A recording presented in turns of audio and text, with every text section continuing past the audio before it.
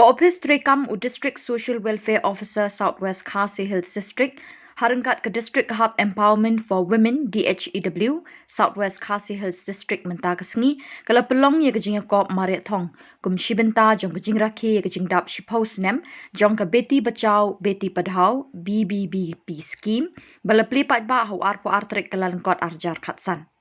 Kenang shimenta kani kesngi kilong naduk ki hebret kisamla shendang bat kenthei kum juru kilong kemi Ya kini kejingnya Mariat Thong lasdang na pelau jong ke Office u Block Development Office BDO mau kerwat sin adi block ha kaban na kaliang Deputy Commissioner jong ke Southwest Khasi Hills District mentaka sengi ula kawe lama na kabenta kinong Mariat Thong kum kongsan. Nalor UDC lay don lang kini kesengi uba itariang District Social Welfare Officer Southwest Khasi Hills District lembat kinong tre jong ke office. Itu ni kebenaran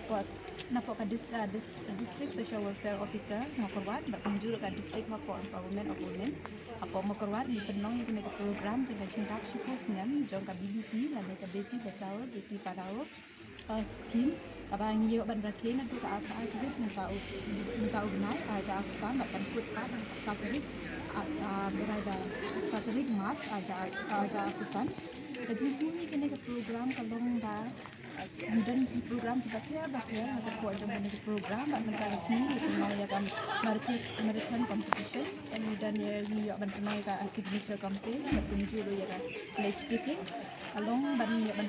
pencapaian ya kubor ban ide ban yarap ya kimung kena kentai ban yada ya ki kunjung ban kita ya ki ban tenang kan sekali ki la madu dang rit adu bagi nasan kenang bagi nyokan ban wanra ya ta inlang salang ke dekat berkunjung ya ke rigi baru